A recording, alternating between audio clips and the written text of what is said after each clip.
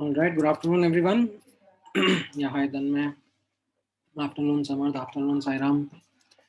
Good afternoon, Harsh. Yeah, hi, everyone.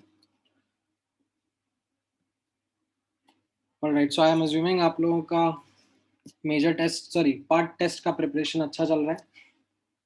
आपको बिल्कुल time नहीं मिल रहा उसके लिए पढ़ने का. हाँ, तो अभी ऐसा ही रहने वाला है. ठीक है, जैसे मैंने आप लोगों को पीटीएम के टाइम भी बताया था, डबल ट्रैक्स हैं हर सब्जेक्ट के अंदर. 6 के 6 टॉपिक्स चल रहे हैं इन पैरेलल. आपको जो बीच में आने वाले टेस्ट्स हैं उनके लिए टाइम नहीं मिलने वाला है. Your preparation would be on the go. ठीक है, so don't be worried about these topic wise tests a lot. They kind of check your preparation in terms of how much retention do you have and how condensed revisions are you able to do. ठीक है, that is the key aspect behind these topic wise tests and part tests. ठीक है, topic wise तो फिर भी ऐसा होता है कि चलो मतलब जो रिसेंटली चैप्टर पढ़ा है उसी का टेस्ट वगैरह आ जाएगा. ये पार्ट टेस्ट में एक तरीके से आपका पुराना चैप्टर्स का रिवीजन कैसा चल रहा था, कंडेंस वे में कर पाए कि ना कर पाए, वो चेक होगा. ठीक है, but I completely understand right now. ठीक है, आप लोगों का हाँ सिलेबस खत्म होने तक डबल ट्रैक रहेगा. ये जो मोमेंटम आपका अभी बिल्टअप हुआ है ये कम नहीं होने वाला है. ठीक है, this is going to continue. So you have to start managing your workload with the given schedule that you have. ठीक है, having said that, homework regularly करते रहो. ठीक है, बेसिक्स फॉलो करते रहोगे तो आपका काम हो जाएगा. Don't falter on the basics. Attend class regularly, do the homework timely. तो आपके जो ऑनगोइंग टॉपिक्स हैं वो आपके पास में रहेंगे अच्छे सिचुएशन में.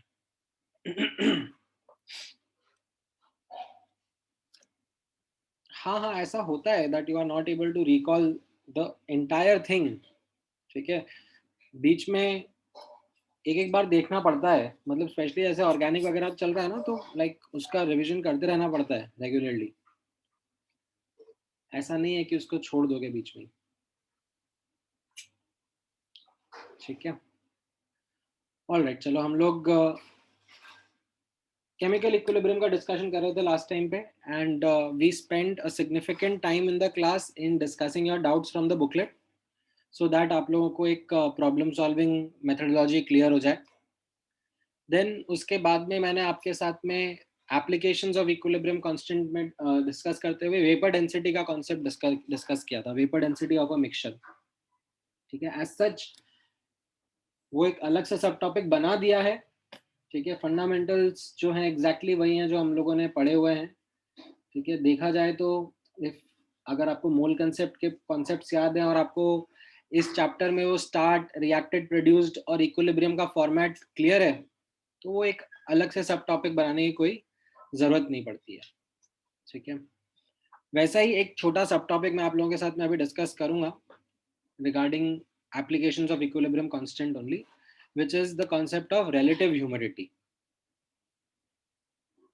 सो दो चार नए टर्म्स इसमें आएंगे. कॉन्सेप्ट वही रहेगा जो हम लोगों ने डिस्कस किया हुआ है इक्विलिब्रियम का, बट दो चार टर्म्स नए आने वाले हैं तो उनको ध्यान से समझना एंड अप्लाई करना in the questions. So let's start this understanding by taking a closed vessel. Okay, you have a closed vessel and you placed a volatile substance inside it. Okay, you have a closed vessel जिसका volume and temperature कुछ given values है. इसके अंदर आपने volatile substance like water introduce कर दिया. ठीक है, you could have introduced something like say iodine solid also. That is also a volatile substance. यहाँ पर मैं अभी water का example ले रहा हूँ. And given enough time, right, यहाँ पे क्या होगा, कंडेंस इवेपोरेशन भी होगा, कंडेंसेशन भी होगा, right. And there will come a time जब इक्विलिब्रियम अटेन हो जाएगा, rate of evaporation and rate of condensation बराबर हो जाएंगे. ठीक है, एंड एट दैट सिचुएशन जब इक्विलिब्रियम अटेन हो चुका है, जो वेपर्स प्रेशर एक्सर्ट करेंगे on the walls of the vessel, that will be called as vapour pressure. Right, ये हम लोगों ने गैसियस स्टेट चैप्टर के टाइम पे भी डिस्कस किया था. So you have this concept called as vapor pressure. ये आपको अच्छे से समझ में आता है. Now, अब याद हो तो उस टाइम पर इन गैसियस स्टेट चैप्टर हम लोगों ने जब पढ़ा था तब हमको बोला था, हमने ये चीज स्टडी करी थी, that vapour pressure of a substance it depends only on temperature, right? तो now you can very well understand it from the point of view of equilibrium. So you have H2O liquid, H2O vapor, and इसका equilibrium constant जो होगा वो मैं किस तरीके से लिखूंगा? It will be activity of H2O vapor upon activity of H2O liquid. Liquids and solids के लिए हम लोगों ने क्या सीखा है? That उनकी activity constant रहती है, doesn't change much as compared to the standard state. So we approximate or we replace them by 1. And vapor या gas की activity we write it by their partial pressure. So यहाँ पर you can directly see that जब partial pressure is related to Kp. Now, अब because you knew the fact that Kp was something which depends on temperature, Kp was something which depends only on temperature, so you can understand that PV, vapor pressure of whatever substance that we were talking about, depends only on temperature. Okay. Now, after understanding this vapor pressure, or in fact recap of this vapor pressure concept, let me introduce this term called as relative humidity. What is meant by this term relative humidity? So again, we talk about, let's say, a closed vessel at a given temperature, and this vessel के अंदर we measure what is the partial pressure of H2O. Right? जैसे for example जिस room में आप बैठे हो उस room में जो एयर है, ठीक है, let's say you trap it in a box ताकि एक सिस्टम रहे आपके पास एनालाइज करने के लिए. अब उस वेसल के अंदर, उस बॉक्स के अंदर you will have air present, like there will be nitrogen gas, oxygen gas, there will be water vapour के molecules as well. So you calculate the partial pressure of H2O in that box and you divide it by the vapor pressure of H2O at that temperature, right? जैसे for example मान लो आपके room का temperature अभी 25 degree centigrade है, तो 25 degree centigrade पर क्या vapour pressure of H2O रहना चाहिए, आप वो किसी भी बुक से, किसी भी स्टैंडर्ड हैंडबुक से निकाल लो and you take the ratio of these two quantities, ठीक है, and multiply it by 100 ताकि आपको एक परसेंटेज टर्म्स में relative humidity मिल जाए. ठीक है. Now this relative humidity is an indicator of what is the saturation or unsaturation inside the vessel. ठीक है. अच्छा, आवाज क्रैक हो रही है क्या अभी? एक मिनट, लेट मी सी. अभी आ रही है आवाज? Is it better now? Okay. हाँ, सो नाउ अगर, ठीक है, यहां पे नोटिस करना, अगर मेरा बॉक्स में, ठीक है, मैं H2O लिक्विड भी इंट्रोड्यूस कर देता हूं, ठीक है, जैसे for example let me actually take the example of a water bottle. ठीक है, आपने लेट्स से एक ट्रांसपेरेंट वाटर बॉटल लिया, ठीक है, एंड आपने उसमें थोड़ा पानी भरा और उसका ढक्कन क्लोज कर दिया. ठीक है. Now you let it attain equilibrium, you let that water vapor form inside, you let the liquid evaporate. तो क्या हो जाएगा? after a while the relative humidity inside that bottle will become 100%. क्यों? क्योंकि जो पार्शियल प्रेशर था H2O का वो वेपर प्रेशर ऑफ H2O के बराबर आ जाएगा। ठीक है, क्योंकि उस बॉटल के अंदर मैंने लिक्विड H2O रखा हुआ था so as to help attain the equilibrium. But let's say अगर आपने जस्ट वो बॉटल एज इट इज ले ली, ठीक है, एंड उसमें पानी वानी कुछ नहीं भरा, ढक्कन लगा दिया, and then you are looking into that bottle और you are trying to analyse that bottle, तो उसके अंदर रिलेटिव ह्यूमिडिटी 100% से कम होगी। ठीक है, जो आपका रूम के अंदर एयर था उसमें जितना पार्शियल प्रेशर था H2O का उतना उस बॉटल के अंदर रहेगा, विच will be lesser than the vapour pressure of H2O। ठीक है, नाउ प्रैक्टिकली स्पीकिंग, ठीक है, प्रैक्टिकली स्पीकिंग आप नोटिस करोगे जो एयर कंडीशनर्स होते हैं,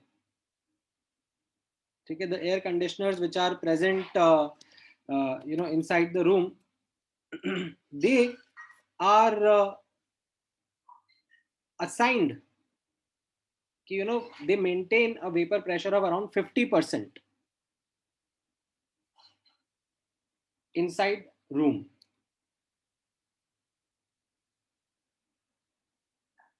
That is something which is typically suitable to our body as such. अगर ह्यूमिडिटी ज्यादा होती है then we tend to sweat more. अगर ह्यूमिडिटी कम होती है, 50% से कम रहती है, तो we tend to feel dryness. ठीक है, आपके स्किन ड्राई फील होगी, like you will feel thirsty. So this concept has a lot of practical applications as well. Vapour pressure bottle के अंदर कैसे आएगा? ओके, सुमित का क्वेश्चन है। जैसा मैंने आपको बोला, अभी यहाँ पे नोटिस करना सुमित, जिस रूम में आप बैठे हो उस रूम के अंदर जो एयर है, ठीक है, that air has got N2 gas, H2O gas, O2 gas, ठीक है, जिसमें N2 gas and O2 gas are the primary components. However, in that room, in that air, there is some water vapor also present. There are certain H2O molecules in vapor forms also present. And if you calculate their partial pressure and divide it by the vapor pressure, you will get the relative humidity in your room. अब मैंने आपको जो बताया कि bottle के अंदर, bottle का example जो मैंने लिया, बॉटल के अंदर अगर मैं लाइक जस्ट ऐसे ही बंद कर देता हूं तो वो रूम की एयर ही ट्रैप हो गई ना। That is the air which is trapped inside that bottle. ठीक है, इसके अंदर जो H2O का पार्शियल प्रेशर है वो रूम का जो पार्शियल प्रेशर था वही रहेगा, एंड वो रिलेटिव ह्यूमिडिटी की वैल्यू आप कैलकुलेट कर सकते हो। हाँ, अब आप ऑन दी अदर साइड सोचो कि इस वाटर बॉटल के अंदर मैंने लेट्स से लिक्विड H2O भर दिया, ठीक है, H2O लिक्विड भी रख दिया, तो अब क्या होगा? Now H2O liquid and H2O vapor will try to attain their equilibrium. H2O evaporate होगा, लिक्विड से वेपर में जाएगा, वेपर भी कंडेंस होगा, ठीक है, एंड आफ्टर सम टाइम यहां पर वेपर और लिक्विड के बीच में इक्विलिब्रियम आ जाएगा। क्यों? क्योंकि मैंने ये एनवायरनमेंट प्रोवाइड किया, ठीक है, एट दैट गिवन टेम्परेचर मैंने एक क्लोज्ड वेसल कंडीशंस रखी, एंड उस सिचुएशन में जब partial pressure vapor pressure of H2O के बराबर हो जाएगा, then we will say that relative humidity is 100% inside this bottle. ठीक है, तो जनरली कैसा होता है आप नोटिस करोगे कि जो लेक्स, रिवर्स या ओशंस के आसपास का एरिया रहता है, because it is in a closer proximity to water bodies, उन रीजन्स में रिलेटिव ह्यूमिडिटी ज्यादा रहती है, although they are open conditions, but वहां से लेट्स से आप एक कोई सैंपल ऑफ एयर ट्रैप करके लेके आओगे बॉटल में, तो उसका रिलेटिव ह्यूमिडिटी ज्यादा रहेगा। एंड वहीं पर let's say if you go to a place which is dry in nature, say आप किसी डेजर्ट में चले गए, या फिर आप किसी यू नो ड्राई एरिया में, किसी बैरन एरिया में चले गए, तो वहां पे आप नोटिस करोगे that relative humidity would be lesser. If you trap a sample of air from there and calculate the partial pressure of H2O, it will come out to be lesser.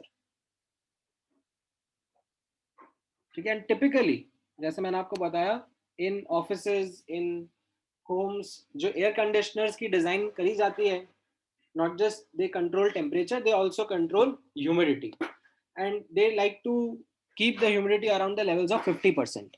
That is something which is comfortable for us. Now, हाँ बोलो Sumit. Sir near water bodies vapour pressure of H2O ज़्यादा होगा ना, तो like उधर पर humidity कम होना चाहिए ना कंपेयर टू ड्राई एरिया। नहीं नहीं नहीं नहीं, सी वहां पे पार्शियल प्रेशर ज्यादा होगा। Vapour pressure of H2O is a quantity that we have understood about this volatile substance when it is placed in a closed system and allowed to attain equilibrium. So ये जो एक मैंने closed vessel लिया, उसमें मैंने ये volatile substance that is H2O liquid add करा at whatever temperature that I have, and then I allow it to attain equilibrium. ठीक है। एंड उस टेम्परेचर पे जो ये प्रेशर एक्सर्ट कर रहा है, उसको हम लोग वेपर प्रेशर कहते हैं। ठीक है, at equilibrium. Now understand that let's say when you are in an open condition, ठीक है, आप कहीं पर प्रेजेंट हो, let's say you are close to a water body, ठीक है, तो वहां पर जो पार्शियल प्रेशर रहेगा H2O का, वो रिलेटिवली ज्यादा होगा as compare to a region which is drier. ठीक है, तो वहां पर रिलेटिव ह्यूमिडिटी ज्यादा रहेगी as compare to let's say a dryer region. ठीक है। Okay sir. नाउ अब नोटिस करना, इसको हम लोग कंट्रोल कैसे कर सकते हैं। ठीक है, एसी तो खैर अपने आप में एक ज्यादा एडवांस टेक्नोलॉजी हो गई, but let's say if I have a closed vessel and मुझे उसके अंदर जो रिलेटिव ह्यूमिडिटी है उसको कंट्रोल में रखना है, I want it to be a particular value, then I can use certain chemical substances, certain salts, which absorb moisture or release moisture, and they can help me maintain certain levels of relative humidity in a closed vessel. किस तरीके से आप इस example से notice करोगे। सो यहाँ पर let's से हमने ये क्लोज्ड कंटेनर लिया, ठीक है, एट 0 डिग्री सेंटीग्रेड है, एंड इसके अंदर हम लोगों ने ये सॉल्ट मिक्सचर डाल दिया। ठीक है, SrCl2.6H2O एंड SrCl2.2H2O। ठीक है, ये मैंने इसमें ऐड कर दिया। नाउ इस वेसल के अंदर ये सॉल्ट अपना इक्विलिब्रियम अटेन करना चाहेगा, एंड गिवन इट्स Kp का value, you would know what would be the partial pressure of H2O that it will try to attain, it will try to maintain. Now based on that value and given that 0 degree centigrade per 15.2 torr is the vapor pressure, can you let me know what will be the relative humidity in the vessel? बस units का ध्यान रखना है आपको, ATM Tor इन सब का inter conversion आना चाहिए।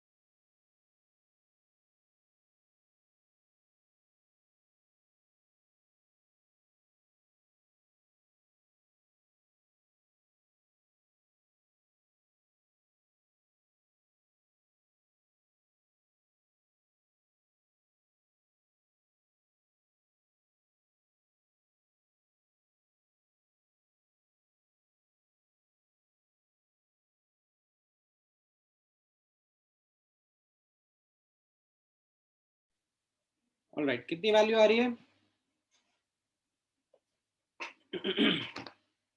हाँ, वो ATM raise to the power of 4 है ना। चलो मैं थोड़ा सा हिंट देता हूँ आपको। KP इस इक्विलिब्रियम का कैसे लिखोगे? Partial pressure of H2O raise to the power of 4 into solid की activity and divide by solid की activity which will be taken as 1। ठीक है, ये 1.6 इंटू 10 की पावर -11 को 16 इंटू 10 की पावर -12 लिख सकते हो। तो इससे पार्शियल प्रेशर ऑफ H2O कितना आ जाएगा? 2 into 10 raise to the power of -3 और 1.52 टॉर। हाँ, करेक्ट आयुष। सो इससे अब आप रिलेटिव ह्यूमिडिटी निकालोगे तो आपको आंसर मिल जाएगा 10%। So by having this salt in a closed vessel at 0 degree centigrade, you are able to maintain। ठीक है, एंड अब आपको शायद समझ में भी आ रहा होगा दैट मैंने ये एक्सेस क्यों लिखा है यहाँ पर, बिकॉज इनका amount shouldn't be a limiting factor. तो ये मैंने एक्सेस में लिए हुए हैं and they maintain their equilibrium inside this vessel and ensure that the partial pressure of H2O is just 1.52 torr and relative humidity inside the vessel is 10%। अच्छा, अब notice करना, let me introduce these two terms for you।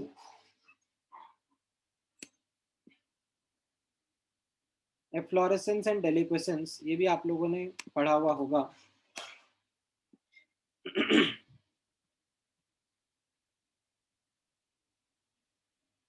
नहीं नहीं, KP vapour pressure थोड़ा ना होगा। KP का expression देखो ना, मतलब आप ये कोफिशिएंट भूल गए क्या? लास्ट क्लास में ही तो क्वेश्चंस प्रैक्टिस किए थे। इसका कोफिशिएंट 4 है ना, तो ये इसकी पावर 4 में चढ़ेगा कि नहीं चढ़ेगा?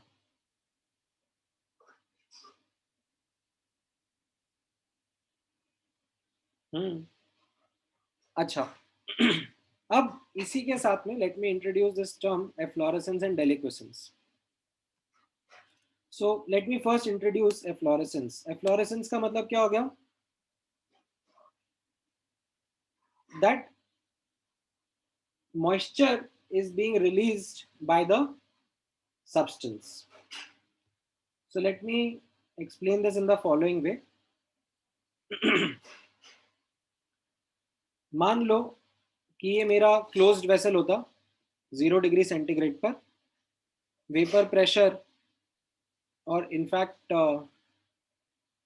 Let me not give the vapour pressure, let me just say कि ये मेरा 0 डिग्री सेंटीग्रेड पर क्लोज्ड वेसल होता। ठीक है, एंड इसके अंदर रिलेटिव ह्यूमिडिटी अभी होती मान लो 40%। ठीक है, इनफैक्ट 40% नहीं, रिलेटिव ह्यूमिडिटी मान लो होती 5%। RH initial is 5%। Now if we introduce this salt, ठीक है, this salt mix, then what will happen? ये इक्विलिब्रियम जो है ये फॉरवर्ड जाएगा। कैसे पता फॉरवर्ड जाएगा? क्योंकि रिलेटिव ह्यूमिडिटी 5% है और ये सॉल्ट जो है वो कितनी रिलेटिव ह्यूमिडिटी चाहता है? 10%। ठीक है, you can even put it mathematically. If we introduce this salt mix, then Q is less than K। ठीक है, जो मेरा पार्शियल प्रेशर अभी इस वेसल के अंदर है H2O का, दैट इज लेस देन जब इक्विलिब्रियम पे होना चाहिए, जितना वैल्यू होना चाहिए। implies equilibrium shifts forward। ठीक है, और equilibrium is attend bye the reaction proceeding in the forward direction. ठीक है, in fact rather than writing equilibrium shifts I should say that the reaction goes in forward direction.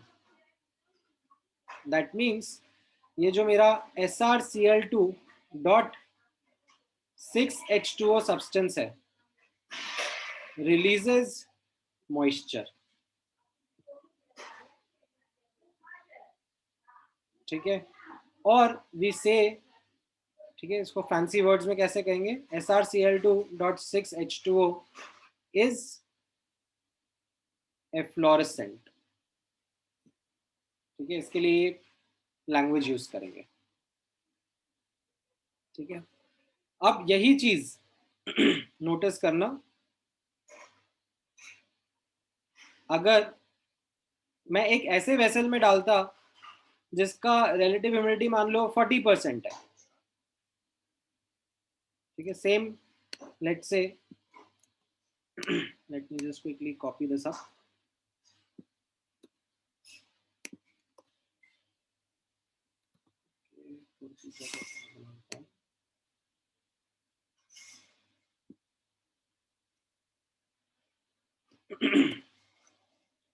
मान लो अगर मैं इसी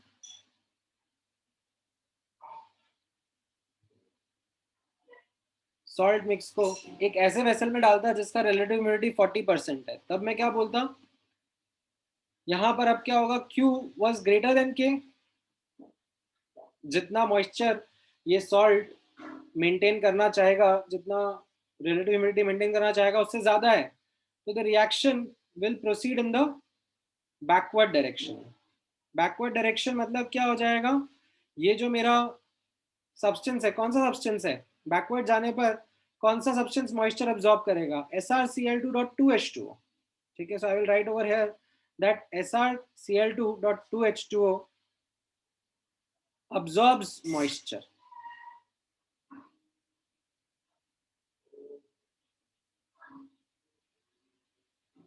ठीक है, और we can say is deliquescent.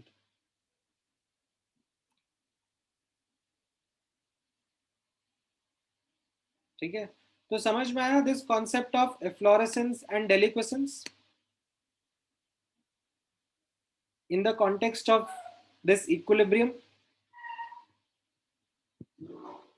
Okay, now having understood these words, having understood this concept, deliquescent मतलब क्या हो जाएगा, that the substance is absorbing moisture. तो यहाँ पर आप नोटिस करोगे अगर ये इक्विलिब्रियम, ठीक है, जो मैंने यहाँ पे हाईलाइट करा है, इक्विलिब्रियम फॉरवर्ड जा रहा होगा तो क्या हो रहा होगा, मॉइस्चर रिलीज कर रहा होगा. कौन मॉइस्चर रिलीज करेगा, SrCl2.6H2O. तो वी से that SrCl2.6H2O is efflorescent. अगर यही रिएक्शन बैकवर्ड जा रहा होगा तो ये मॉइस्चर अब्सॉर्ब कर रहा होगा, डेलिक्वेसेंस का फिनोमेना शो हो रहा होगा. एंड वो कौन सा सब्सटेंस है जो कि मॉइस्चर अब्सॉर्ब करेगा, it will be SrCl2.2H2O. So we will say that SrCl2.2H2O is deliquescent. ठीक है, okay. With this background, now अब आप let me actually remove the answers first. Just give me one moment.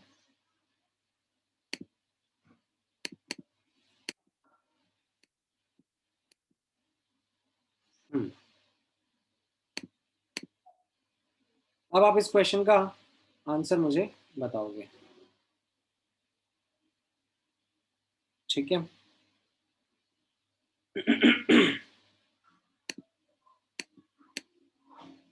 ठीक है, अच्छा question है, JEE advance के हिसाब से क्वेश्चन है, तो आराम से पढ़ो. एंड उसमें मैंने थोड़ी थोड़ी हिंट्स भी दी हुई हैं आप लोगों को, so as to get your answers.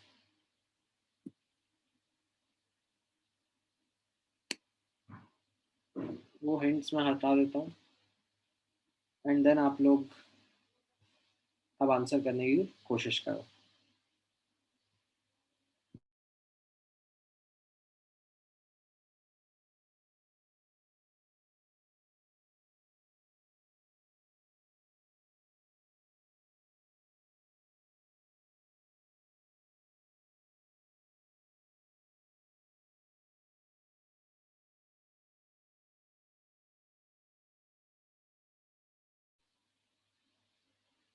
There are certain substances that you find which act as drying agents. They absorb moisture.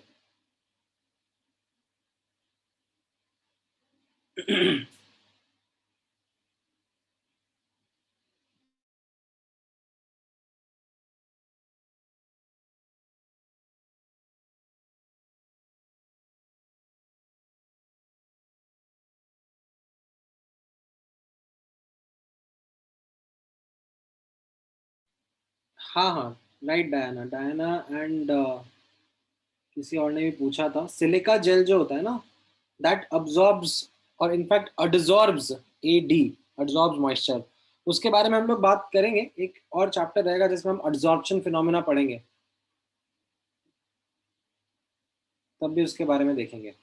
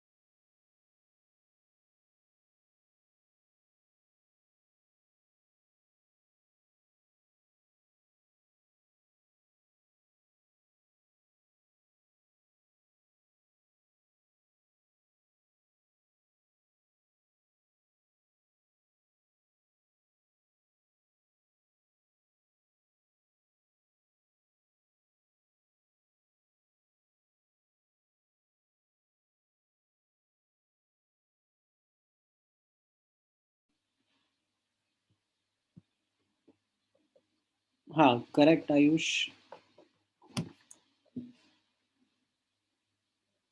Correct कुशल। हाँ सेकंड का भी करेक्ट है आयुष आपका। कैसा हो रहा है, आप यहाँ पे नोटिस करोगे that if you look, sorry, if you look at these equilibriums, ठीक है, अलग अलग कंटेनर में इनको डाला हुआ है, ठीक है, separately in 3 different close containers रखा हुआ है। नाउ एक एक करके आपको इनको एनालाइज करना है। तो ये पहला कंटेनर में आप नोटिस करोगे, इससे क्या समझ में आएगा, partial pressure of H2O raise to the power of 4 should be equal to 16 into 10 की पावर -12, राइट। तो इससे मेरा P1, ठीक है, ये वैल्यू कितनी आ जाती थी, ये अपन ने कैलकुलेट भी करा था अभी ऊपर, it comes out to be 1.52 torr, ठीक है, टॉर के टर्म्स में कैलकुलेट कर लिया अपन ने। आप इस P2 का कैलकुलेशन करोगे तो P2 raise to the power of 5 will come out to be 243 into 10 की पावर -15। तो ये 3 इंटू 10 की पावर -3 ATM आ जाएगा, एंड 3 इंटू 760 डिवाइड बाई 1000, ये 2.28 टॉर आ जाएगा, ठीक है। P2 जब आप कैलकुलेट करोगे तो ये 2.28 टॉर आ जाता है। व्हाट अबाउट P3, यहाँ पे आप कैलकुलेट करोगे, ठीक है, P3 की पावर 10 इज इक्वल टू 10 की power -20, so that means this will come out to be around 7.6 torr, ठीक है। So यहाँ से you can see what will be the relative values of these P1, P2, P3 will be, ठीक है। आप ATM में भी कंपेयर कर सकते थे, ठीक है, बट मैंने टॉर में जानबूझ के इसलिए निकाला ताकि you can also report the relative humidity which these salts would maintain। ये पहला वाला 10% relative humidity मेंटेन करेगा, ठीक है, दूसरा वाला 15% और तीसरा वाला 50%, राइट। तो कौन सा है जो कि सबसे अच्छा ड्राइंग एजेंट रहेगा,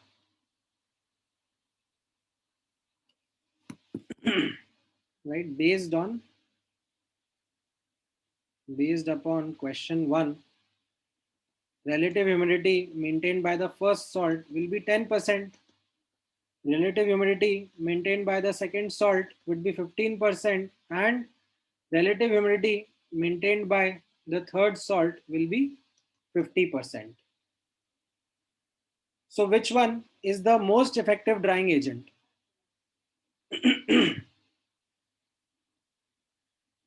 The पहला वाला, एंड पहले वाले में out of the two options SrCl2.2H2O या SrCl2.6H2O कौन सा सिलेक्ट करना चाहिए मुझे?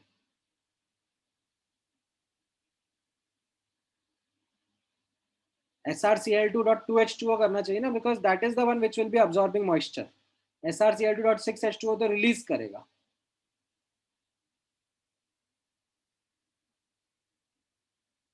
ठीक है, कैसे निकाला ये रिलेटिव ह्यूमिडिटी का वैल्यू? अरे अभी फॉर्मूला लिखा था ना, partial pressure upon the vapour pressure. लिखा हुआ है ना इसमें, vapour pressure at 0 degree centigrade is 15.2 torr. तो ये 10% रिलेटिव ह्यूमिडिटी मेंटेन करेगा.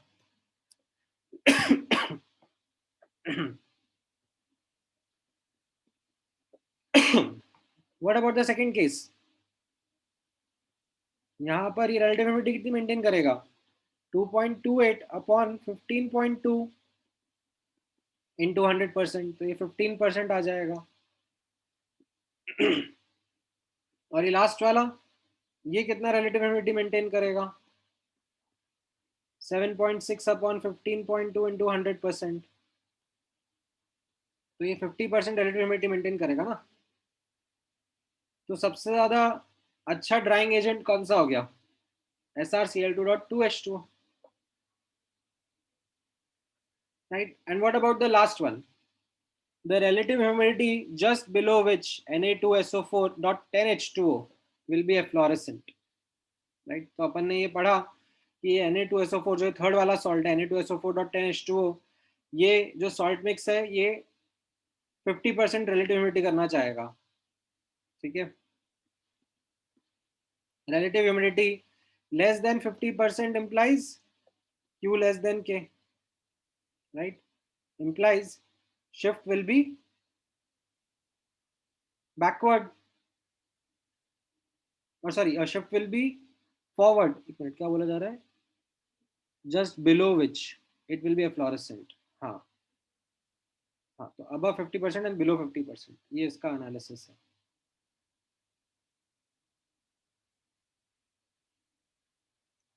ठीक है.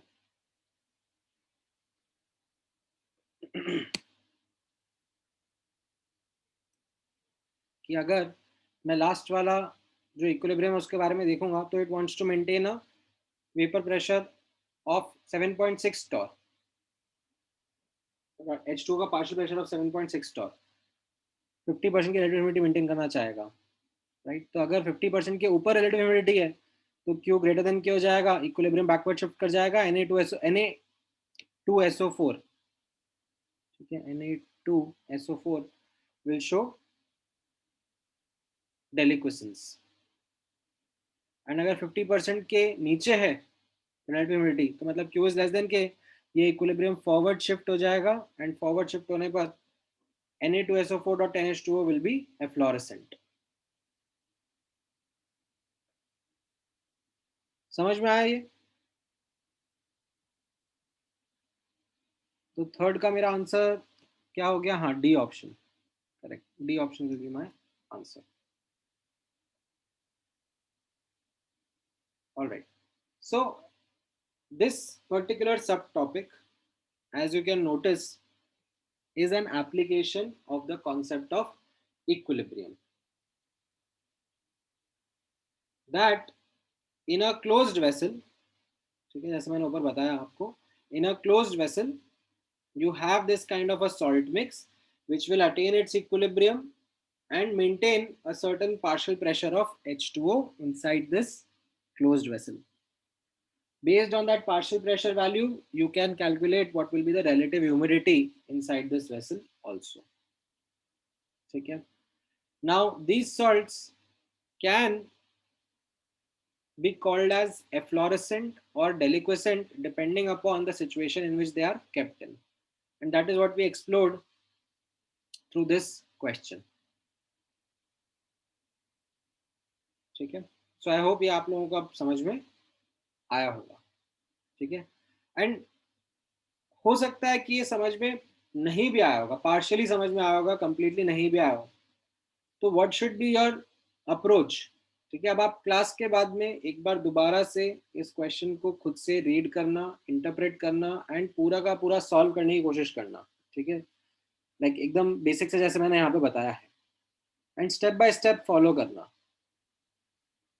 ठीक है, नहीं समझ में आएगा तो रिकॉर्डिंग वापस से रेफर करना. ठीक है, नहीं समझ में आएगा तो डाउट्स पूछना, दैट एग्जैक्टली किस जगह पे आप अटक गए, कौन सा कॉन्सेप्ट समझ में नहीं आया. एंड इस तरीके से, इस अप्रोच से जाओगे तो I have seen 99% of the times आपका डाउट क्लियर हो ही जाता है. ठीक है, all right. So this was the part about applications of equilibrium constant. Now let's move to the next important part of this chapter, which is factors affecting equilibrium. So आप मान के चलो कि हम लोगों ने अभी first half of this chapter कर लिया है, देख लिया है, जिसमें we understood the concept of equilibrium, that what is equilibrium and how to analyse it. Mathematically हमें कुछ अमाउंट ऑफ रिएक्टेंट्स प्रोडक्ट्स दिए हुए होंगे, इक्विलिब्रियम कांस्टेंट दिया होगा, तो उससे हम कैसे equilibrium amount of reactants and products निकाल सकते हैं, कैसे हम लोग एक्सटेंट ऑफ रिएक्शन निकाल सकते हैं, वो सारी चीजें हम लोगों ने अभी पिछले first half of this chapter में नोटिस करी थी. Now as part of this second half आप नोटिस करना, एक बार मुझे ये समझ में आ गया कि ठीक है, लेट्स से फलाना फलाना reaction under given conditions is going 20% and attaining equilibrium. But let's say if I want to change that, 20% की जगह मुझे चाहिए कि वो 30% जाए या 50% जाए, तो what are the factors that can influence that equilibrium? ठीक है, and before I start with this, यहाँ पे ये नोट मैं इसीलिए आपके लिए लिख रहा हूँ that equilibrium constant जो होगा वो तो सिर्फ और सिर्फ टेम्परेचर पे डिपेंड करता है. ठीक है, but the equilibrium itself can be shifted in forward or backward manner by disturbing or by changing certain parameters.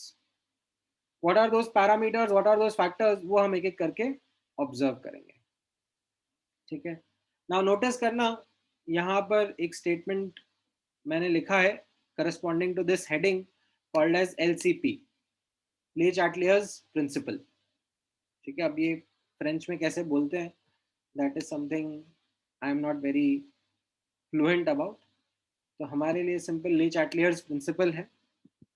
And उसका स्टेटमेंट आप यहाँ पे नोटिस करना, इसका स्टेटमेंट अभी जस्ट मैंने नोट्स लिखने के लिए यहाँ पे लिख दिया है.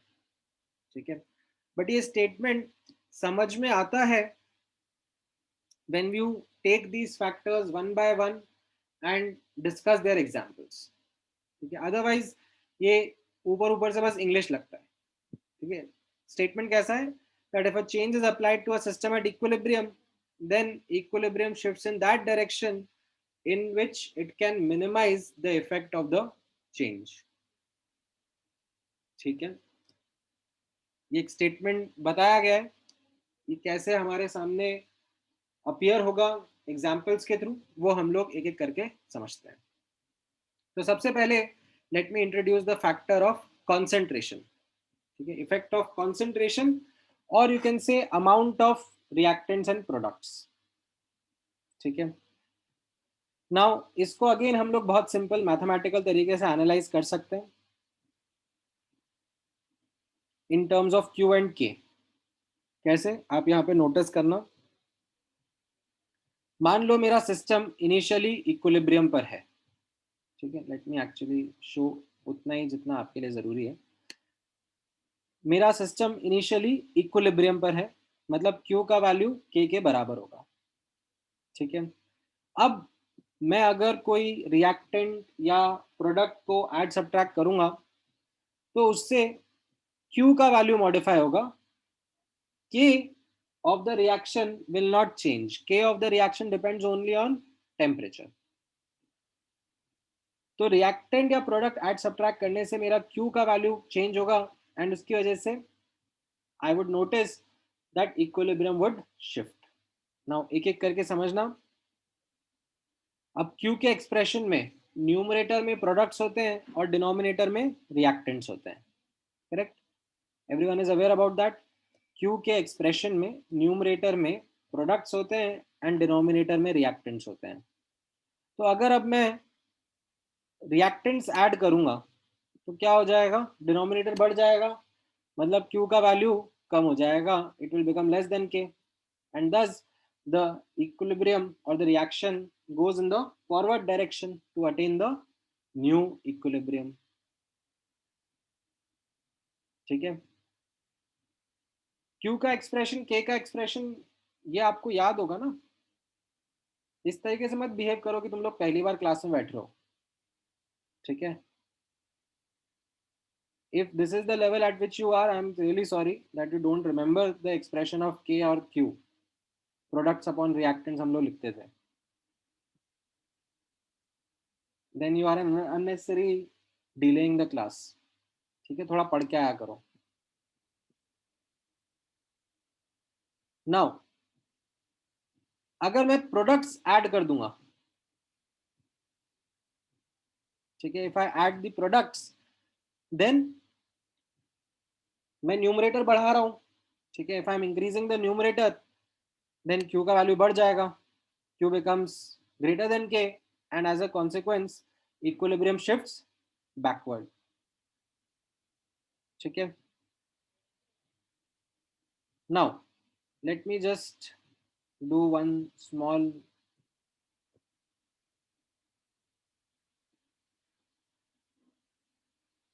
fill in the blank for you.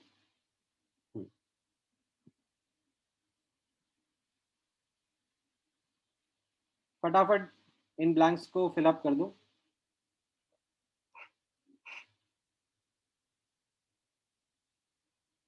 If I remove product तो क्या होगा?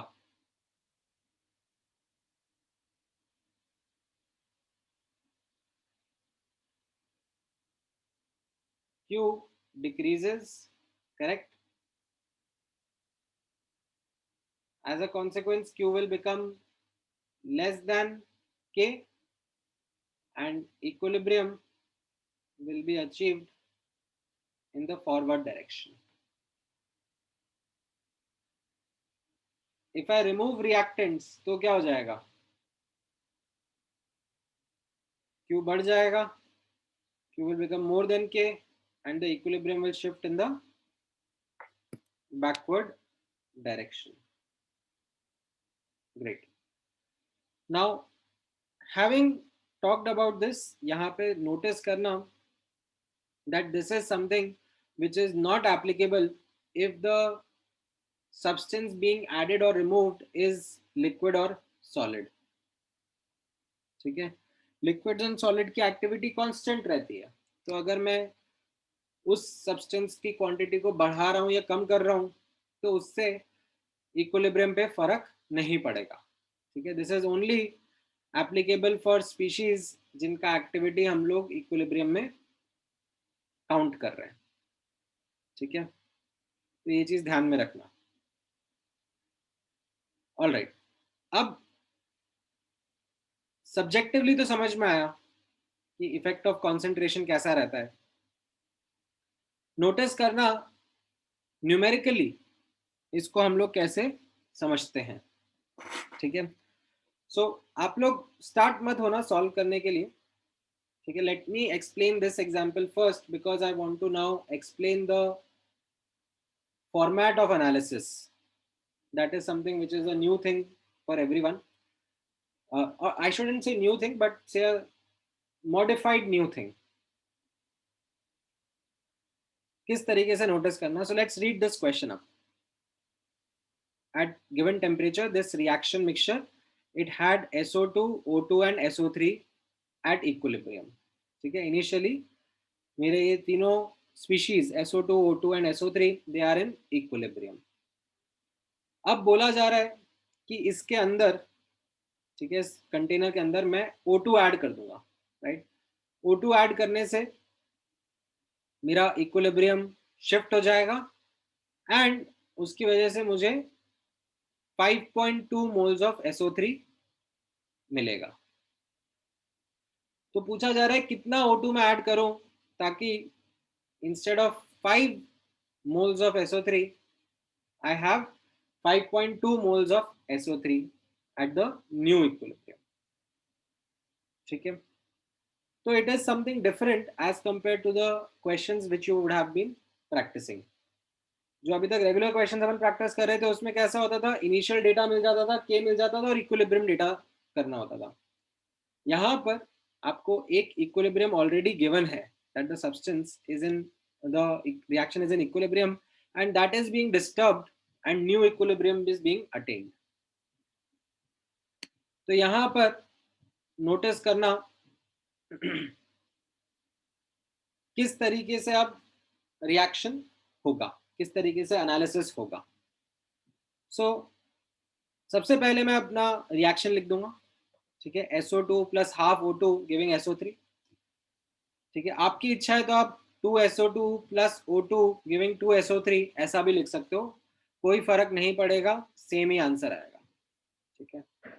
करके देख लेना, इट डजेंट मैटर। यहाँ पे मैंने अभी इस फॉर्म में रिएक्शन लिख दिया, SO2 plus half O2 giving SO3 and this is happening inside a 1 litre vessel. Now understand, notice करना द फॉर्मेट, मोल्स का एनालिसिस कर रहा हूं एंड यहां पर इनिशियली एक इक्विलिब्रियम प्रेजेंट है, राइट। इनिशियली इक्विलिब्रियम प्रेजेंट है, SO2 के बोला जा रहा है 0.5 मोल्स है, O2 के बोला जा रहा है 0.12 मोल्स है, SO3 के बोला जा रहा है 5 मोल्स है। Now based on this information, based on this given data, I can compute the value of Kc, ठीक है। इसका Kc कितना रहेगा, 5/1 raised to the power of 1, 0.12/1 raised to the power of half and 0.5/1 raised to the power of 1, ये इसका Kc रहेगा, ठीक है। नाउ क्या क्वेश्चन में Kc पूछा है, द आंसर इज, पूछा तो नहीं है Kc, बट आप नोटिस करोगे कि ये मुझे काम आएगा आगे, ठीक है। यहाँ पे मैंने निकाल के रख लिया है। अब नेक्स्ट स्टेप देखना, यहाँ पे हुआ disturbance. What was the disturbance, ठीक है, DIST stands for disturbance. Disturbance होने पर क्वेश्चन में क्या बोला जा रहा है, that certain amount of O2 was added, ठीक है। SO2 में कुछ डिस्टर्बेंस नहीं हुआ, SO3 में कोई डिस्टर्बेंस नहीं किया, हमने यहाँ पर कुछ मोल्स ऑफ O2 डाल दिए, ठीक है, से x मोल्स, यही हमें कैलकुलेट करना है। ग्रेट। अब इसके बाद होगा शिफ्ट, राइट। रिएक्शन किस डायरेक्शन में जाएगा, अब मैंने रिएक्टेंट को ऐड करा है, तो in which direction the shift is going to happen. नहीं अमन, गलत, फॉरवर्ड डायरेक्शन में जाएगा। रिएक्टेंट को मैंने ऐड करा है यानी कि डिनोमिनेटर बढ़ा दिया ना, Q लेस देन K हो गया, यानी कि फॉरवर्ड जाएगा, ठीक है। या फिर आप ये LCP का स्टेटमेंट अब रीड कर सकते हो। LCP का स्टेटमेंट रीड करना, if a change is applied to the system then it shifts in that direction which can minimize the effect of that change। तो अगर मैं रिएक्टेंट ऐड कर रहा हूं, रिएक्टेंट बढ़ा रहा हूं, तो ये क्या चाहेगा, रिएक्टेंट को कम कर देना bye shifting in the forward direction, ठीक है। तो आप सब्जेक्टिवली समझ सकते हो, मैंने मैथमेटिकली आपको समझाया है। तो यहां पर अब शिफ्ट होगा, ठीक है। फॉरवर्ड डायरेक्शन में मान लो इसके y मोल्स कंज्यूम हो रहे हैं, इसके y/2 मोल्स कंज्यूम हो रहे हैं और इसके y मोल्स प्रोड्यूस हो रहे हैं एंड नया इक्विलिब्रियम आ जाएगा। न्यू इक्विलिब्रियम पर कितने मोल्स होंगे इनके, ये 0.5 माइनस y, ये 0.12 plus x minus y by 2 and ये 5 प्लस वाई। ठीक है,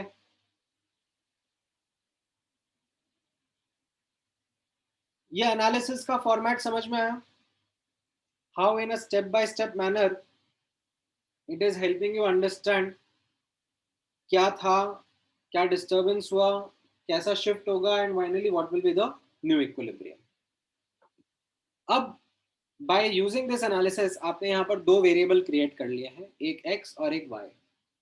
now you should reread the question and figure out two equations that can help solve these two variables।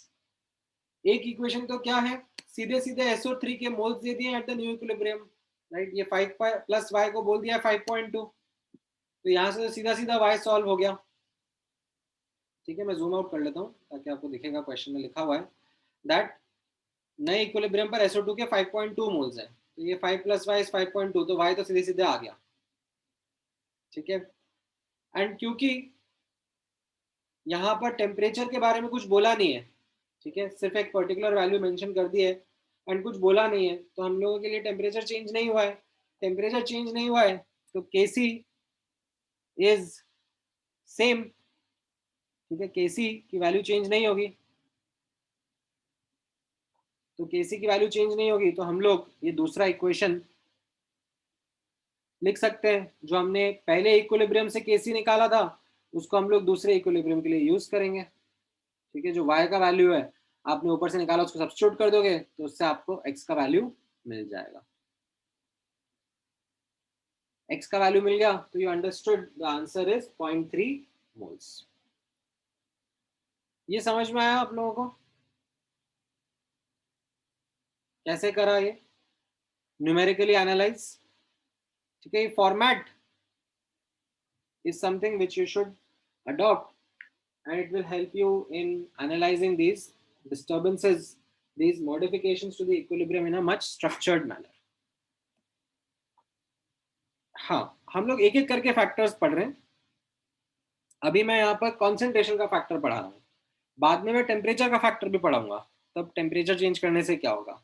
ठीक है, तो अगर किसी चीज को इफेक्ट करने वाले 5 फैक्टर हैं तो हम पांचों को एक साथ नहीं पढ़ते हैं, हम उनको एक एक करके पढ़ेंगे, बाकी सबको कांस्टेंट रखेंगे और एक को चेंज करेंगे। ठीक है, हाँ बिल्कुल, यहाँ पे देखो ना आयुष, ये हमने रिएक्टेंट ऐड करा है तो शिफ्ट फॉरवर्ड होगा ना। अब शिफ्ट फॉरवर्ड होने पर क्या होगा, कुछ मोल्स कंज्यूम होंगे रिएक्टेंट्स के और कुछ मोल्स प्रोडक्ट्स के प्रोड्यूस होंगे। तो मैंने यहाँ पे मान लिया कि y मोल्स कंज्यूम हुए, y बाय 2 मोल्स कंज्यूम हुए और ये y मोल्स प्रोड्यूस होंगे, राइट। ये y बाय 2 y कैसे आ रहा है, कोफिशिएंट से। ठीक है, करेक्ट, ऑलराइट। तो आप लोगों ने अब ये पहला फैक्टर समझा दैट अगर हम रिएक्टेंट्स या प्रोडक्ट्स को ऐड सब्ट्रैक्ट करेंगे इन द इक्विलिब्रियम तो इक्विलिब्रियम कैसा शिफ्ट करेगा, फॉरवर्ड जाएगा, बैकवर्ड जाएगा। And then you also did the analysis, ठीक है, मैथमेटिकल एनालिसिस कि कितना मोल्स कंज्यूम होगा, कितना मोल्स प्रोड्यूस्ड हो गया एंड ऑल ऑफ दैट। ठीक है, तो ये पहला फैक्टर था under the factors affecting equilibrium. Second factor भी ऑब्जर्व करते हैं। ठीक है, सेकेंड फैक्टर इज, अच्छा before I actually go for the second factor, इसी क्वेश्चन को मैं जस्ट आपको ग्राफिकली भी एक बार दिखाना चाह रहा था। ठीक है, that how moles are changing with time. तो यहां पर आप नोटिस करना, एक्स एक्सेस पर टाइम है एंड वाई एक्सेस पर मोल्स है। ठीक है, नाउ इनिशियली जब इक्विलिब्रियम है तब ये मोल्स कैसे रहेंगे, कांस्टेंट रहेंगे, क्योंकि इक्विलिब्रियम है ना, तो मोल्स की क्वांटिटी चेंज नहीं हो रही है। ये O2 के मोल्स हैं और ये SO2 के मोल्स हैं, राइट। ये 0.5 ये 0.12 ऐसे करके कुछ दिया हुआ है। अब कहीं पर अचानक से डिस्टरबेंस आया, राइट, एंड वो डिस्टरबेंस क्या था, दैट हमने O2 के कुछ मोल्स ऐड कर दिए, राइट। तो कैसा होगा अचानक, ठीक है, अब्रप्ट चेंज आएगा in the moles of O2 क्योंकि हमने यहाँ पर अचानक से O2 के मोल्स ऐड कर दिए। अब इसके बाद में फिर शिफ्ट होता है, शिफ्ट क्या था, फॉरवर्ड डायरेक्शन में। फॉरवर्ड डायरेक्शन मतलब आप नोटिस करोगे कि SO2 एंड O2 दोनों कंज्यूम होगा, ये ग्राफ्स ऐसे नीचे की तरफ आएंगे, ठीक है। Now don't worry about the part कि सर ये कर्व क्यों बनाया, स्ट्रेट लाइन क्यों नहीं बनाया, ऐसा कर्व क्यों नहीं बनाया, ऐसा कर्व क्यों नहीं बनाया, वो सब के ऊपर don't get into those details, those are covered under another chapter called as chemical kinetics. यहाँ पर जस्ट इतना मैं शो करना चाह रहा था कि क्योंकि शिफ्ट फॉरवर्ड हो रहा है तो ये जो रिएक्टेंट्स की क्वांटिटी है वो कम हो जाएगी, इनके मोल से कम हो जाएंगे, and then they will again attain an equilibrium, ठीक है। फाइनल इक्विलिब्रियम जब आएगा तब ये वैल्यूज वापस से कांस्टेंट वैल्यूज हो जाएंगी, ठीक है। तो डिस्टर्बेंस के टाइम पे अब्रप्ट शिफ्ट आया था, ठीक है, एंड देन जो आगे इक्विलिब्रियम अटेन हो रहा है, सेकंड इक्विलिब्रियम, उस टाइम पे जो चेंज है उसको हम लोग ग्रेजुअल चेंज से रिप्रेजेंट करते हैं, ठीक है। सो ये ऊपर वाला क्वेश्चन समझ में आया ग्राफिकली कैसे हम लोगों ने देखा?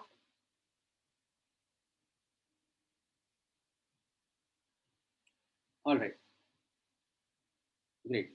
Now let's talk about the next factor which is going to affect our equilibrium, and that is pressure, ठीक है। अब नोटिस करना, इफेक्ट ऑफ प्रेशर को समझने के लिए, फास्टर आंसर्स करने के लिए, I have this statement in front of you,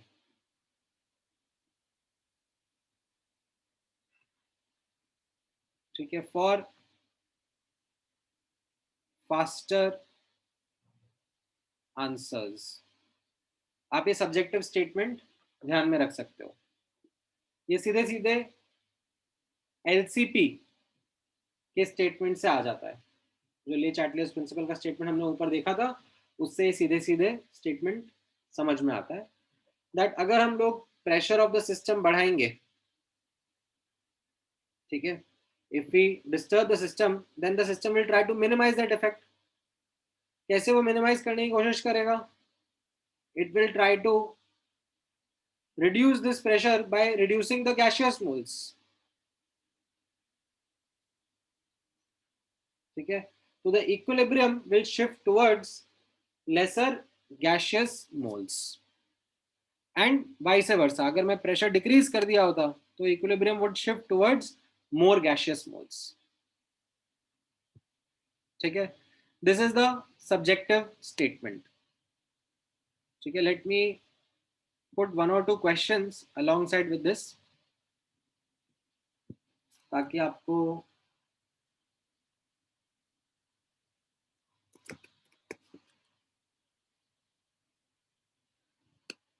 एक क्विक आंसर करने के बारे में पता पड़ जाए। जैसे क्वेश्चन है आपके सामने, ठीक है, यहाँ पर गैशियस इक्विलिब्रियम है ये, ठीक है, सबके सब स्पीशीज गैशियस हैं एंड मैं प्रेशर इंक्रीज कर रहा हूँ, ठीक है। नाउ इस तरफ लेफ्ट हैंड साइड की तरफ कितने गैशियस मोल्स हैं? आप कोफिशिएंट्स पे फोकस करोगे, ठीक है, 5 मोल्स हैं ऑफ गैशियस स्पीशीज एंड, अरे इसमें तो एक्चुअली बराबर ही हो गए, दूसरा कोई एग्जांपल लेता हूँ। बराबर वाला एग्जांपल तो मैं, ठीक है, मतलब नो इफेक्ट आ जाएगा इसका आंसर, ठीक है, but I don't want the no effect answer to appear अभी के अभी। Let me take another example,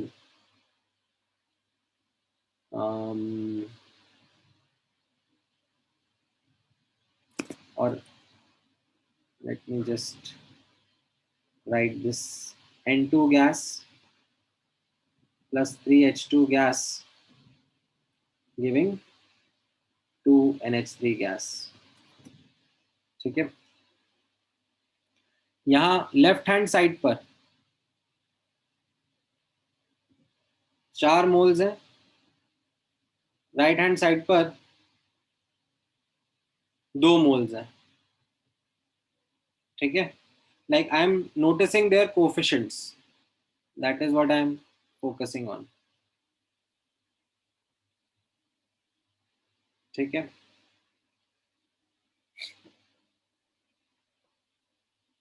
तो यहां पर if pressure increases, equilibrium shifts forward towards the lesser gaseous moles. ठीक है, इस तरीके से आप फटाफट सब्जेक्टिवली क्वेश्चंस को जज कर सकते हो, ठीक है, और आंसर कर सकते हो, एंड वाइस वर्सा। अब आपको इसको डिटेल में डेप्थ में समझना है तो वो भी मैं समझाऊंगा। मैथमेटिकली भी हम लोग जाएंगे, एंड मैथमेटिकली हम लोग कैसे ऑब्जर्व करेंगे, हम लोग क्यूपी केपी का जो एक्सप्रेशन है वो ऑब्जर्व करेंगे। ठीक है, क्यूपी केपी का एक्सप्रेशन कैसा था, आप यहाँ पे नोटिस करोगे, Q P can be written as Q X into P total raise to the power of delta N G. ये एक्सप्रेशन याद है, अपन ने पहले लिखे थे in the second lecture I think. What is qx? Qx was the expression in terms of mole fractions, and P total was the total pressure at equilibrium. ठीक है, नाउ अब नोटिस करना, टेम्परेचर तो कांस्टेंट है, temperature तो change नहीं हो रहा है, तो Kp की वैल्यू भी चेंज नहीं हो रही है। अब अगर मैं प्रेशर चेंज कर रहा हूं तो उससे क्या हो जाएगा, ये Qp का वैल्यू चेंज हो जाएगा। ठीक है, Qp का वैल्यू चेंज हो जाएगा। Now depending upon delta N g क्या है, depending upon delta N g positive है, नेगेटिव है, जीरो है, the change in pressure will impact Q. तो आप नोटिस करना, अगर मान लो delta N g greater than zero है, delta N g greater than zero है, मतलब ये जो पी टी का टर्म है न्यूमरेटर में रहेगा। ठीक है, पी टी का टर्म यहाँ पे फोकस करो, पी टी का टर्म न्यूमरेटर में रहेगा क्यूपी के। ठीक है, और अगर मैं प्रेशर बढ़ा दूंगा तो क्यूपी बढ़ जाएगा, क्यूपी के से ज्यादा हो जाएगा, शिफ्ट बैकवर्ड हो जाएगा। ये मैथमेटिकल तरीका था, एंड इनफैक्ट अभी जो सब्जेक्टिव तरीका था वो फास्टर था। वो मैंने कैसे बताया था, इस तरफ एक मोल है और इस तरफ दो मोल है, तो प्रेशर बढ़ाने पर इक्विलिब्रियम किधर शिफ्ट हो रहा है, लेसर मोल्स की तरफ, विच इज बैकवर्ड। ठीक है, तो वो आप सब्जेक्टिवली फास्टर कर सकते हो, ये मैथमेटिकली मैंने for the sense of satisfaction बताया है, दैट कल को अगर मान लो कंफ्यूज भी हो गए तो you can always fall back on the mathematical way of answering this. अगर मान लो किसी रिएक्शन का, जैसे ये वाला रिएक्शन है, इसका डेल्टा एन जी नेगेटिव है, ठीक है, अगर डेल्टा एन जी नेगेटिव हो गया तो जो ये क्यूपी का एक्सप्रेशन था, क्यूपी का एक्सप्रेशन था ना, Q X into P total raise to the power of delta N G. ठीक है, this is the expression that we are focused on. तो अगर डेल्टा एन जी नेगेटिव है मतलब पीटी कहाँ पर होगा, डिनोमिनेटर में, और अगर मैं पीटी बढ़ा रहा हूँ मतलब डिनोमिनेटर बढ़ा रहा हूँ, तो मतलब क्या हो जाएगा, क्यूपी कम हो जाएगा, क्यूपी लेस देन के हो जाएगा, मतलब शिफ्ट किधर होगा, फॉरवर्ड डायरेक्शन में, राइट। तो यहाँ पे आप देख भी सकते थे कि लेसर मोल्स किधर है, फॉरवर्ड डायरेक्शन में, and that is where the shift of the equilibrium would be. ठीक है, एंड देन अगर मान लो किसी रिएक्शन में delta N G equal to zero है, तो you now know that there will be no effect on the equilibrium. ठीक है, ये पार्ट समझ में आया, how the effect of pressure is there. Subjectively आप काफी फास्ट आंसर कर सकते हो, मैथमेटिकली जस्ट मैंने आपके बेनिफिट के लिए और बताया है। ओके, अब नोटिस करना इफेक्ट ऑफ वॉल्यूम कैसा रहेगा। ठीक है, in fact let me make this a fill in the blank for you, and आप मुझे बेस्ड ऑन जो हमने अभी ऊपर पढ़ा है, ठीक है, ये ब्लैंक्स फिलअप करके बताते जाओ।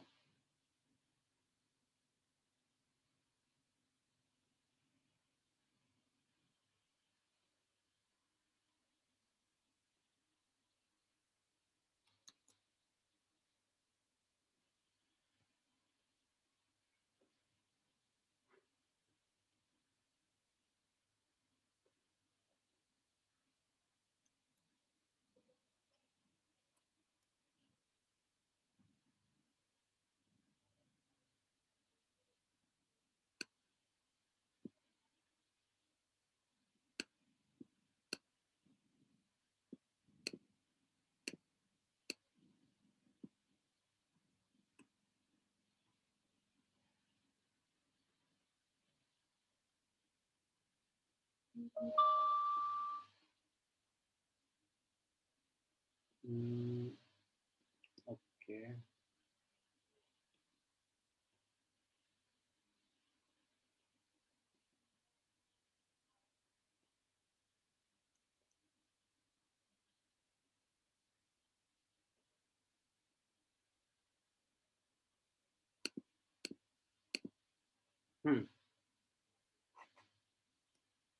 ये 3 fill in the blanks fill up कर दो, this one, this one and this one.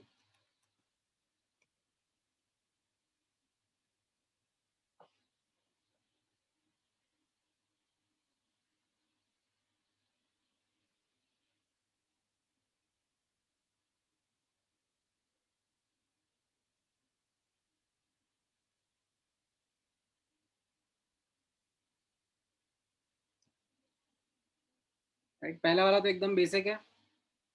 अगर वॉल्यूम डिक्रीज हो रही है तो मतलब प्रेशर इंक्रीज हो रहा है.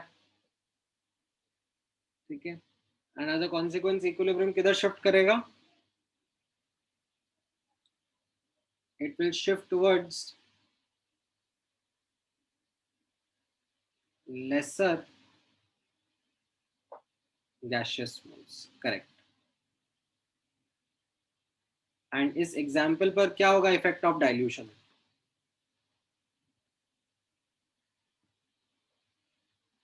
ठीक है, इसमें तो कोई भी गैशियस स्पीशीज नहीं है, तो क्या हो गया? आप एक्वा स्पीशीज के टर्म्स में आंसर कर सकते हो. यहाँ पर डाइल्यूशन हो रहा है. डाइल्यूशन होने का मतलब क्या हो रहा है?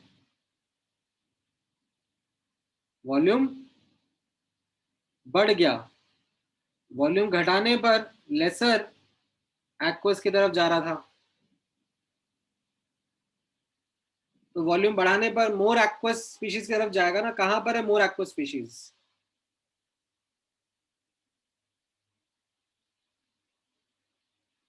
करेक्ट, फॉरवर्ड डायरेक्शन में.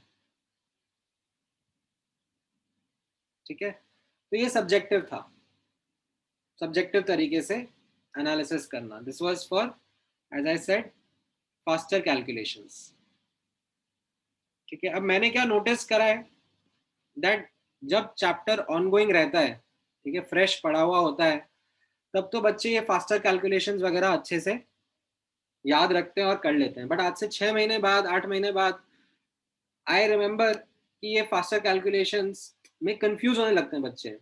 अरे इंक्रीज डिक्रीज क्या था, मतलब कुछ इंक्रीज करने से कुछ डिक्रीज हो रहा था, कुछ लेसर मोर मोल्स समझ में नहीं आया, कंफ्यूज हो गया. ठीक है, ऐसा एक कंफ्यूजन आता है. इसीलिए मैं आपको ये मैथमेटिकल तरीका भी समझा दे रहा हूँ. मैथमेटिकल तरीका आप यहाँ पे नोटिस करना, ये हमें हमेशा सही आंसर बताएगा विदाउट फेल. इसमें मैं क्या हो जाएगा, इसमें क्योंकि मुझे वॉल्यूम का इफेक्ट देखना है, तो वॉल्यूम कहाँ फीचर करता है? क्यूसी केसी के एक्सप्रेशन में. तो मैं क्यूसी केसी का टर्म लूंगा.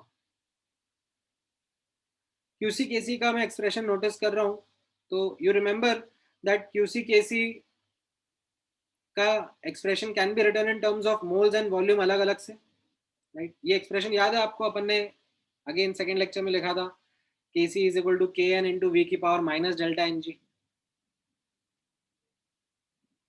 ठीक है, तो ये अब काम आएगा यहाँ पर. कैसे? नोटिस करना अगेन, टेम्परेचर कांस्टेंट है, मतलब के का वैल्यू तो चेंज नहीं हो रहा, और वी चेंज करने पर हम लोग क्या चेंज कर दे रहे हैं? हम लोग क्यूसी का वैल्यू चेंज कर देंगे. ठीक है, upon changing the value of V, we are going to change the value of Q C. ठीक है, किस तरीके से क्यूसी का वैल्यू चेंज होगा वो अब आप नोटिस करोगे, वो डेल्टा एन जी की वैल्यू पे डिपेंड करेगा.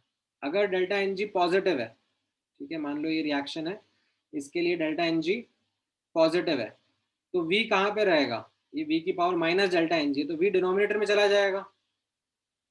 v is in the denominator of Q C. Right, और अगर मैं अब वॉल्यूम बढ़ा दूंगा, यानी कि डिनोमिनेटर बढ़ा दूंगा, मतलब Qc will become less than K, Q will become less than K, and the shift will be in the forward direction. तो ये मैथमेटिकल तरीका हो गया. ठीक है, सब्जेक्टिव भी आप कर सकते हो फास्टर कैलकुलेशन, अगर आपको याद रहे बहुत अच्छा है तो. ठीक है, but if any time in future you are, say, not sure, got confused about the subjective tarika, you can always rely back on the mathematical tarika to get you the answer. ठीक है. And similarly अब आप delta N G less than zero वाला scenario भी समझ सकते हो. Delta N G अगर लेस देन जीरो है, ठीक है, यहाँ पे v की power minus delta N G है, तो माइनस माइनस पॉजिटिव हो जाएगा, यानी कि v will be in the numerator of Q सी.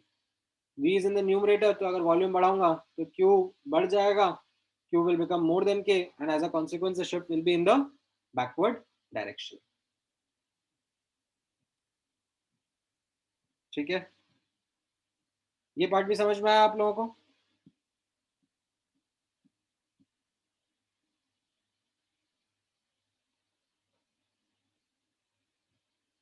ठीक है. And of course lastly, when delta ng is equal to 0, then no effect. अच्छा, अब इसका मैं एक न्यूमेरिकल क्वेश्चन करा देता हूं. ठीक है. हाँ, क्या समझ में नहीं आया आदित्य, बताओ.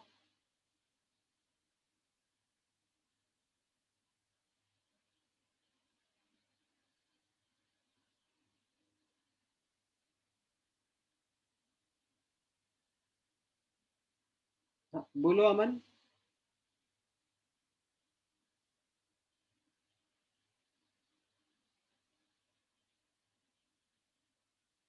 हाँ, मैं दोबारा रिपीट कर देता हूँ. ठीक है, यहाँ पर ध्यान से देखो.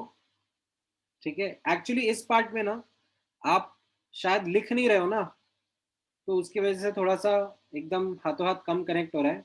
You are just seeing on the screen and you are not writing anything down, so it is becoming a bit too much for you to grasp in one go. ठीक है, but that's okay, I'll repeat it for you. आप notice करना कि मुझे किसी भी equilibrium पर जब वॉल्यूम का डिपेंडेंस करना है, देखना है, तो मैं स्टार्ट होऊंगा इस एक्सप्रेशन से. This is my key expression, this is my mother expression, this is what I would want to focus on. ठीक है, this is the expression. QC is equal to QN into V की power minus delta NG into V की power, sorry, minus delta NG. अब आप notice करोगे, अगर मेरा delta NG greater than zero है, तो V किधर होगा? ये माइनस प्लस क्या हो जाएगा, माइनस, तो V की पावर नेगेटिव हो जाएगा, तो V डिनोमिनेटर में आ जाएगा. V अगर डिनोमिनेटर में आ गया, और अगर मैं V को बढ़ा रहा हूँ, if V is being increased, तो क्या हो जाएगा? QC will become less than will decrease, it will become less than Kc, and as a result equilibrium will shift forward.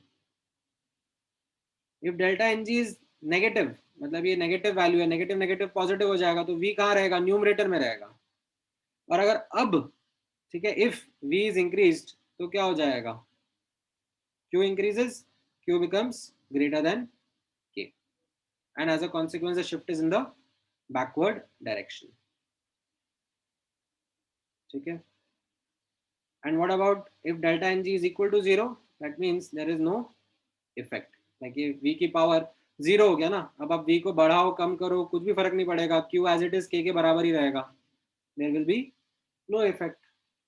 Something की पावर 0 is always 1. ठीक है.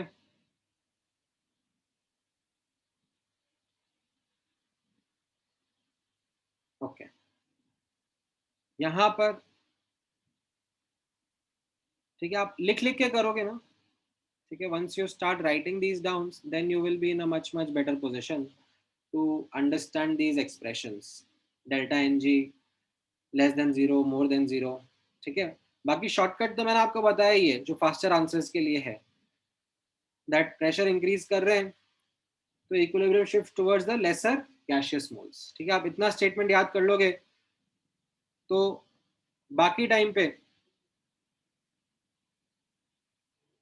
आप वॉल्यूम का जैसा, it will be opposite of what pressure did. क्योंकि pressure बढ़ा रहा हूँ मतलब वॉल्यूम कम कर रहा हूँ, या फिर वॉल्यूम कम कर रहा हूँ तो प्रेशर बढ़ा रहा हूँ. तो आप ये स्टेटमेंट भी याद कर लोगे तो आपके काफी फास्टर आंसर्स आने लग जाएंगे। ठीक है, अब वैसे तो I wanted to solve this question with you before I close today's lecture, but I don't think given the time that we have ये क्वेश्चन आप लोग सॉल्व कर पाओगे या मैं आपके साथ में डिस्कस कर पाऊंगा, because it is a difficult question, it isn't something which is straight forward. ठीक है, आप लोग अगर, हाँ मैं इसमें रहने देता हूँ, आप लोग ट्राई करना चाहो तो ट्राई कर लो, बाकी फिर मैं नेक्स्ट क्लास में यहीं से पिक करूंगा the numerical question about effect of pressure and volume. ठीक है, मैंने यहाँ पर, आप नोटिस करोगे क्वेश्चन में कि मैंने यहाँ पर ऑलरेडी इक्विलिब्रियम में था N2O4 और NO2, एंड मैंने अचानक से कंटेनर का वॉल्यूम डबल कर दिया, तो उसकी वजह से इक्विलिब्रियम शिफ्ट हो जाएगा और उसकी वजह से नया पार्शियल प्रेशर डेवलप होगा NO2 एंड N2O4 का। तो वो कैलकुलेशंस कैसे करनी होती है, क्या करनी होती है, वो मैं आपको बताऊंगा। ठीक है, अभी के लिए इतना काफी है। देन इतना जितना मैंने पढ़ा है उसके ऊपर भी there are sufficient questions which you should practice, तो मैं आप लोगों को अभी होमवर्क में भेज दूंगा। ठीक है, try those questions definitely before the next class. ठीक है, केमिकल इक्विलिब्रियम में हाथों हाथ प्रैक्टिस करते रहोगे तो you will find the chapter very easy. ठीक है, ऑल राइट, चलो, any question guys, anything you would want to ask for understand? किसी को कोई डाउट है? ठीक है, चलो, all right then, thank you guys, take care.